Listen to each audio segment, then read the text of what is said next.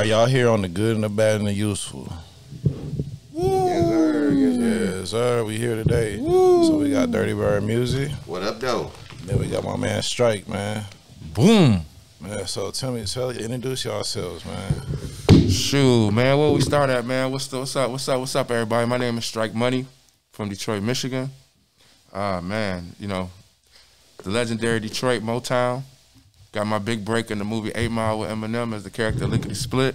Oh, hold on. What did Lickety Split do in that movie, though? Like what was the? He was the bad guy in the movie. He was the one who was, like, he was the one that was getting it popping all the time. You know what I'm saying? You thought it was Papa Doc, but in the movie you come to find out that the one who really had the juice was Lickety Split. Man, I heard you had to put hands on Eminem. Yep, I got a chance to smack up M a little bit in the movie. I'm sure there's a lot of people that wish they had that opportunity, man. And get away with it, right? And get paid to do it, right? Yeah, get paid to do it. Still to this day. Okay. No doubt. Shout out to Eminem.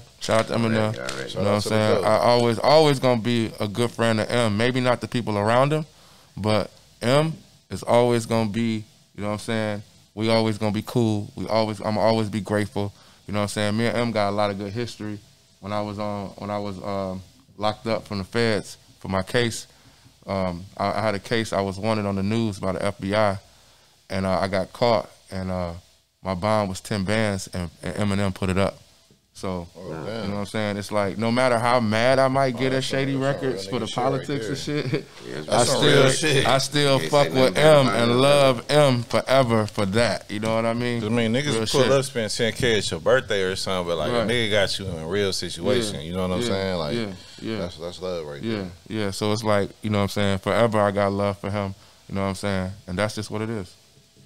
That's hard, man. So, Bird, man, talk about yourself. Yes, sir. What's going on? What up, though, man? This is Dirty Bird, straight from the streets of Detroit, Michigan, West Side, Platinum and the East Side. Excuse me, Diamond producer. Diamond producer. Niggas don't go Diamond nowadays. Drake like the only one. I usually don't be saying Diamond producer because they be people. When I say that, people think like, you make diamonds. Does he even get? They don't even know what that means. Like, yeah, they don't even know what that means. So let's tell them what that means, Bird. When they say Diamond producer, motherfucking like, Michael Jackson. Because really, Diamond is really an understatement for you, as your best friend. I know what you've done. 10 million records sold. 10 million records sold.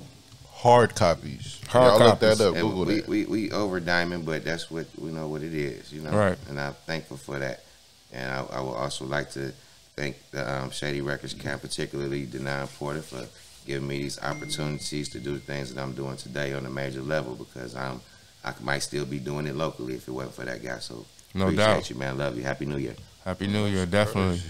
Shout out D12. We had our history in the past, but we only had history because we really good friends. Real shit. Like, them my niggas, I love them to death. Oh, so you just knew them in real life? Like. Oh, yeah. Like, you know what I'm saying? Definitely. Bugs used to stay with us. Proof was my best friend. Bizarre was my man. Bizarre's still my man. Bizarre's the one who hooked me up and actually helped, you know what I'm saying, take my crew and me to a whole nother level. And if it wasn't for Bizarre actually reaching out to me, you know what I'm saying, like Bird said, we might still be local. Right. Might not have been no 8 Mile. No, I definitely fuck with Bizarre. That was probably my favorite person out the group. Yeah. Bizarre and Sticky. Yeah, he fall asleep on the tour bus during Madden games, then he'll wake back up and we done scored 3 touchdowns on him and lost his money. That shit used to be funny, but fucked up. Yeah. Work himself until he tired. Man, that's crazy as hell. Yeah, but Proof too, he was just mentioning Proof, man. I miss Proof. He was a real good guy, man.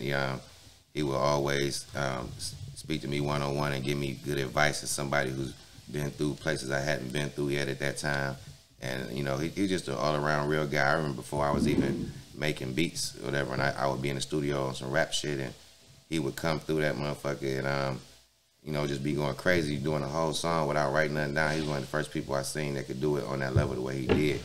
And he, on the tour bus, he just rap about everything that was on that motherfucker, let you know that it was off the dome. But yeah, he a real good guy, man. He gave me a placement on his album that he did right before he died, the Jerry Garcia album. I got the track on there with Nate Dogg, Sammy the Bull with him and Nate Dogg. So that's Swifty McVeigh.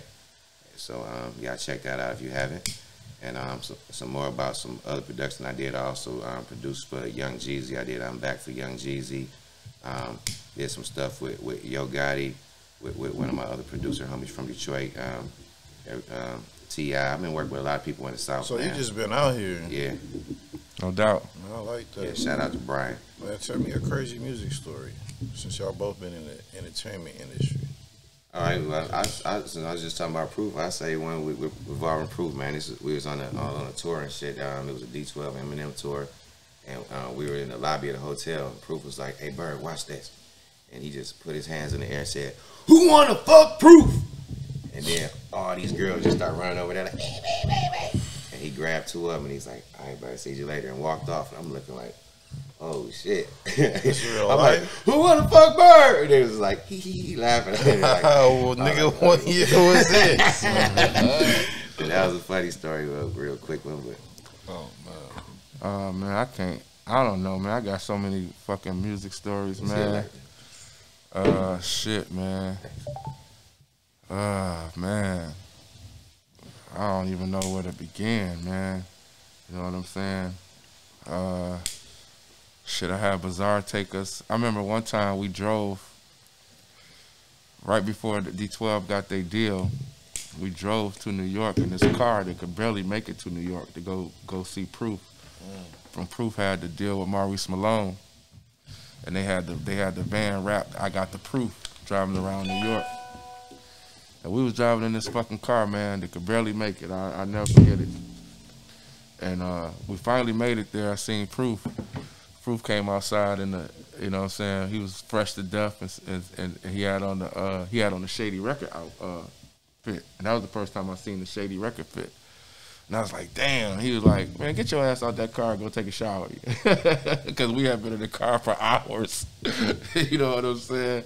So that was, you know, just one of the things about P, you know what I'm saying? He was always fresh, he was always fly, and he always was real. It made you laugh. You know what I'm saying? Man, that's hard. I like that, man. It's always some good positive energy with certain people in the game, man. Because you know how, like in rap, they see us as like these negative individuals and all that. And I understand that's like part of the art and all that shit. But yeah, like when you on the inside, for real, in the inner circle, and you interact with these people, it's good to know like there's that other side, that human side to them. Yeah, so we like to touch on that part, you know, the good, the bad, and the useful. But then again, it tripped me out because I see there's other artists that they do just fine without trying to act like tough guys out here. You know what I'm saying? They very successful and everything. They not doing none of that stuff. They able to. Yeah, the dudes that keep their head low. Yeah, able to function in different ways. Definitely. So it's just about what's up in your head. I think, you know, how you projecting yourself. Yeah, that's. I mean, but that's mandatory. Don't get me wrong though, like. With that gutter rap, you know what I'm saying? It is what it is. Yeah, because y'all from them battle rap days. Yeah. Y'all know what I mean? Like, yeah. Niggas was getting smacked at the show. Yeah. It was a different type of energy nowadays, than what it is nowadays. I mean, now, you hear about shootings, all that type of shit, but there's no more, like, of that in-your-face type energy. It's like it's all this internet shit. That's cool. It's cute. Like we got this remote access to each other. But like back in them days, everybody had to go to that motherfucking same green room, that same stage, that same club. Right. You know what I'm saying? Because in a small place like Detroit, there's only like so many. I just recently went out there for the first time, and it's a whole different experience from California, where there's all these different options to go out at night. Oh, I'll go to this city, or I'll go over here. It's a different vibe. Like out there, it's like two options. Yeah. Per night to go to some shit, like east side or west side, nigga. Pick your poison. Like right, and be careful. Man, I went across the street to the liquor store from the West End downtown and almost got robbed. So be careful. You can't go nowhere. I think in the middle of the day too. Like I think that's why I respect Smack and Caffeine. And for the record, I'm getting ready to do the Strike Money Battle League because it's so necessary with the youth for us to invest back into them. So I'm getting ready to do the Strike Money Battle League. I'm getting ready to tour like New York, North Carolina, Atlanta, Detroit. So what's the format on the battle? How's it gonna go? It's like 1-on-1. It's gonna be first place, second place, third place. I got a whole bracket. Yeah, 1-on-1. Okay. We're gonna start off giving the winner like $1,000. Second place, then you're gonna have a third place prize. And then I'm working with sponsors right now. Shout out to DJ Butter. We might have what up, though, DJ Butter? We might have LA Gear jumping in as a sponsor, and if they jump in as a sponsor, obviously we would like to take the grand prize from 1,000 to LA Gear, the light up shoes. Yeah, LA Gear. Yeah. Okay. You know what I'm saying? Yeah. So I'd like to take the prize up to maybe 1,000 to 5,000 or 5,000 to 10,000. You know what I'm saying? Just investing back. When you think about Canada, right? See, you can throw a Dirty Bird track in there too for. Oh yeah, there we go. So you heard it here first. You know what I'm saying? You heard it here first. We got the Dirty Bird track too. From Diamond Plus producer. Yeah, Diamond Plus producer, you, baby. So talk about this drip we got on right now. Oh man, let's flavors in. You know, it's the Strike Money drip, man. Some shit going on over here. You know what I'm saying? So. A lot of people always ask me, what does the Chinese letters mean, and why did I go that route? Well, the Chinese letters mean prosperity and blessings. Let me say that first. And if a lot of people don't know that over in China, they locking up a bunch of Muslims. They taking their rights from them, feeding them pork. I'm Muslim. So the logo is actually a black Chinese Muslim, and his hands is actually praying. Right. And we praying for our people over there, and not just over there, but for all around the world. I've been over there. Yeah. I've been to Beijing myself, and I've seen how it is. Like, it's a very small amount of them. It looks like there's like a lot of like Somalians and Ethiopians and stuff out there. Yeah. But you can tell they doing the whole Muslim thing. But when you see them, man, they moving like they don't mess with nobody, and nobody else messes with them. It's weird. Yeah. Yeah. But it's a lot of good stuff. Like even like the Christians and the Muslims work together overseas. Like when it's time for the Sabbath, the Muslims is protecting the Christians getting to their churches. When it's time for Ramadan, the Christians are protecting the Muslims getting to their mosques. So it's a lot of unity. I don't know what it is because I'm not that versed in it, but it's a certain beef that they have with Africans. Just certain Africans, certain like East Africans and shit like that. It's all politics. A religious. But if you're a black person out there from any other type of like sect of life, them niggas love your ass, man. Yeah. I was coming off the plane, they thought I was somebody that played from somewhere. Yeah.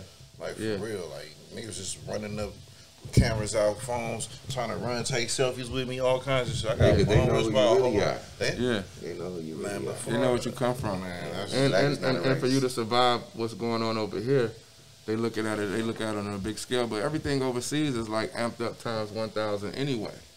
You know what I'm saying? Yeah, you got people that's like, you know, don't sell a record in Detroit, but they go overseas and they superstars. Yeah. You understand what I'm saying? Because everything is amplified over there times 1,000. Because they don't, as much as we may think, they still don't get everything that we get over there.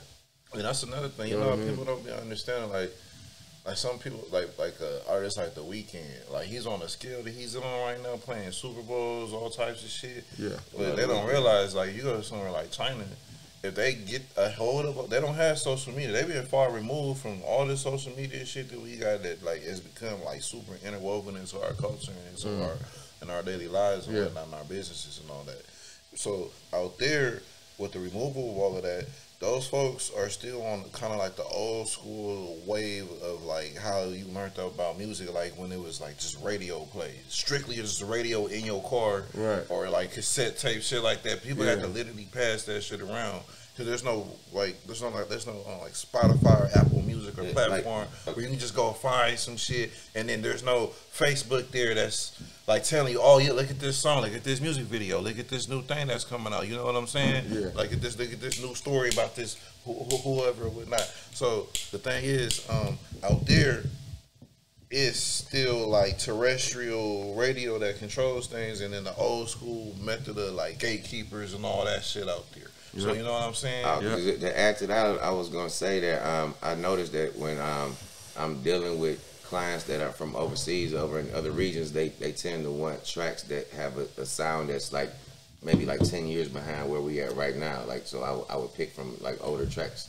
You know what I'm saying? They kind of behind on the wave, but it's not behind because it's new to them and they doing their own thing with it. So it's totally different. But as far as the style of music, the drums and everything that they want from the U.S. is more of a representative of me as something that was over here like 10 years ago. Right. See, but I brought up The Weeknd because, see, out there, they discovered The Weeknd.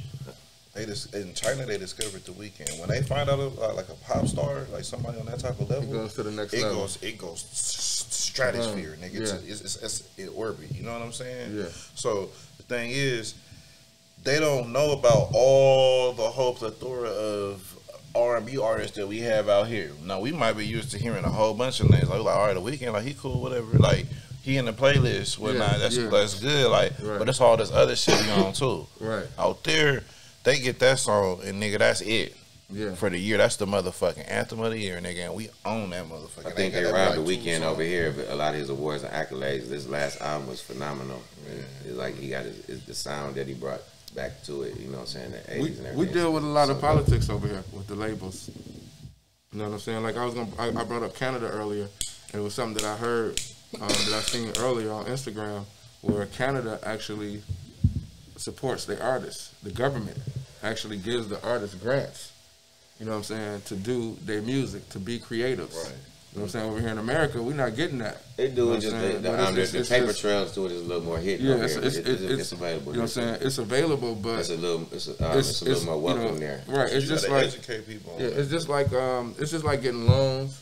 You know what I'm saying? Like what we talked about last night. You know what I'm saying? Taking 10 friends, all of us put up 10,000.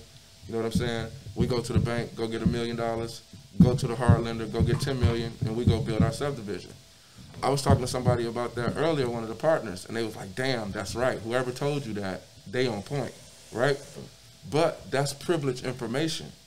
You just can't get that information. So we gave it out here today on this podcast. Oh, yeah, that's privileged information, right? Because it's useful. Because it's useful. But over in Canada, everybody know about, you know what I'm saying, I can go get me a grant from the government, go get me a studio, go put out my music. Well, why is it that everybody knows? They teach it in school? They teaching it. Well, I don't know. I just seen it today, and I was just like, wow. Commercial or something? That's dope. You know what I'm saying? So shout out to Canada. I got a big interview out there in Canada. We taking Strike Money brand out there in Canada. Everybody watching, everybody that's on this, make sure you go to strikemoneyclothing.com, www.strikemoneyclothing.com. And get fresh with us, man. Get fresh with us, man. Get fresh with us, man. This is the Cocaine White edition right here. We got the shoes. I got shoes. I'm the first independent artist from Detroit to have my own shoe line and clothing line together. There's never been not one person. You got Maurice Malone. You got all the dudes that came out with their T-shirt line, their jeans and all of that. But nobody has ever came out with their own shoe line with their name on the back of it. Strike Money brand. Real rap. That's fire. Yes, sir. I am the first from Detroit to do it. You know what I'm saying? Got my own shoes. Y'all check it out. Our goal with this whole thing is to, I know y'all been watching what's going on in Flint, Michigan. So our goal is to go back to Flint and other places that's been infected like that, create these alkaline water stations. You know what I'm saying? They need one in Detroit, too. Yeah. But I think they just ain't exposing that because they acting so crazy up there and dying so much. I think the water from Flint is the same. Yeah, definitely. I think it's the same. So what we want to do is we're gonna take care of our own communities. We're going to police our own communities. You know what I'm saying? Mm-hmm. Even with the young people right now, you know what I'm saying? Shout out to Detroit. You know what I'm saying? Shout out to Icewear, Bezo, Payroll, everybody getting together because me and Butter did that. Right. Me and Butter planted the seeds for that years ago, going to see Bezo. Check out that Icewear Vezo with Mustard Gang Gang, produced by Dirty Bird. Look it up on YouTube. That shit's fire right there. Yeah, do some more with Vezo. I really feel Vezo. I love Vezo. That's my bro. That's my baby right there. That's my baby. As we talk, how we talk in Detroit. That's my baby. Connect me back with him, bro. I need to do some more. That's easy. That's done. That's done. You know what I'm saying? So you know, we united our city as we supposed to. I was opposed to all the fighting and all the shooting, you know what I'm saying, from the east side to the west side. I was opposing that, you know what I'm saying. I even put my life on the line to stop a lot of the beefs. You know what I'm saying? Like I'm in the middle of shit that could get serious. In fact, I go see somebody and the next day they come by and shoot up their shit. Having them sit down. Yeah, we was having them sit downs like, yo, you know what I'm saying? Because we the big homies. We the older ones. Yeah. You know what I'm saying? We might look young, but the truth of the matter is we've been around the longest. So it's like, yo, we don't want that to happen for our city. Yeah. You know what I'm saying? We don't want that to be the look. And I'm telling you, shout out to Detroit, because right now, we kicking everybody's ass right now in this game. What up, though? Yes, sir. Yes, sir. Man, it's y'all time for sure, man. Definitely. Shout out Dot Dana. What up, though? Shout out SSC 420 Poo Mo. Shout out Street Lord Juan. Yep. Everybody just coming home. I ain't gonna lie, that shit go hard. I be watching them videos and shit like a motherfucker. You ain't never had a crumb? You ain't never had a crumb? Yeah. That's some shit right there. The little nigga go crazy. That's my little cousin. So that's my first cousin, man. Yeah. Used to get that boy a microphone. Like, here, man, go. And now everybody taking off, doing their thing. Yeah, man. So it's just a beautiful thing, man. Like I said, strikemoneyclothing.com. Make sure y'all go and support. We're gonna take the money and we're gonna go build alkaline stations. We're gonna make sure that we make an economic and social change in our communities. Yes, sir. So what does the alkaline station look like? So an alkaline station is basically like a machine, and it purifies the water. It's like alkaline. I can't really explain it too much. How big? How big is it? We talking like we're gonna purify it at like no, the you can city have level or station, like something in your have house? An alkaline station right here in the corner. Alkaline, man, free of acid. Yeah. No, I'm saying like the unit itself. Yeah. So the idea is something you're gonna have like something you put in each household, like a water heater type of thing. Well, no, like you could. Well, you actually could do that. Now that you said that, that's ingenious. I like that. That's ingenious right there because you actually could do that. But what we're doing, what I seen in California out here, actually, I seen like a little. It was like a little bodega. You know what I'm saying? A little small, like a little corner right here. And you go in there and you fill your water. Oh, they got the machine and everything right up in there. Water, yeah, alkaline, reverse osmosis. I'm gonna give y'all some free game. Filtered shower heads. Filtered shower heads. Yeah, it's available. Filter shower heads, no doubt. I put a filter on the water coming into my house, up under the house, like a Brita filter, a smart water filter. So when the water comes in from the pipe, it gets purified. Right. And then I put another one on my tap for additional purification. So double it up, yeah. So you can just drink right out of the tap. Yeah, see, y'all getting game today, man. Y'all getting real game today, man. It don't cost that much. It was like $600, and you just put it in the pipe, screw it right in there. And then, the other one for the sink, you screw it right on. Now you drinking clean water right from the tap. Oh, yeah, we on that. We jumping on it. Because it's crazy because my daughter was just putting ice water in the ice cube for the ice cubes. And I was like, yo, don't use that tap water. Make sure you're using the alkaline water. Mm-hmm. You know what I'm saying? Because I was like, what's the use of having pumping alkaline, and then we getting putting the tap water in the ice tray? Because, I mean, you just repoisoning, you just contaminating the whole thing all over again. You know what I'm saying? So yeah, be careful when you're making your Kool-Aid, man. I know you want to drink it, but make sure you put some clean ice cubes in there, man. Because the Kool-Aid are already bad for you. Now you're drinking some super bad Kool-Aid. Right. Shout out to my house because we ain't drinking Kool-Aid. They don't even allow us. If they knew I was, I just showed them. Your light is not orange juice. And stop thinking you're drinking juice. Look at the back of that thing and it be saying 2% juice on the back of it. What's the other 90%? Ain't the Kool-Aid, the gelatin, isn't that gelatin shit like made out of animal bones or something pork like that? And shit. Yeah, don't eat nothing with pork. That's grinded up animal bones and shit. Mm-hmm. Yeah. That shit is gelatin is pork. If you say gelatin, don't eat it. Alternative to that, a lot of these packages read it to say Canuba wax on the back. That's a lot better. You know what I'm saying? Canuba wax. Yeah, man, put this up on the vegan lifestyle, man. We need to know. Oh yeah, I mean, just you gotta read stuff. Like you look at the back of these boxes at the store, most of the stuff in there is garbage. You know what I'm saying? Just if you don't understand the word on it, just ask your phone, ask Siri, what is this? You know what I'm saying? If you got an Android, whatever that person's name is on there, I don't know. Little Boxy man. Hey Boxy man, what is this? He'll tell you.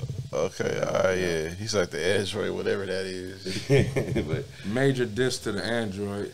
I'm just playing. He's dissing the Android, yo. I mean, y'all can like download shit easy. Freezy, easy. Yeah. But once y'all lose your phone, it's damn near a wrap. Mm-hmm. You know what I'm saying? You just gotta make sure you get the good one. Go get that flash, that Samsung Galaxy. I'm team Apple, baby. I need to give me some money, man. All the phones I don't damn bought. Shout out to everybody on my live. What up, though? Shit, there you go.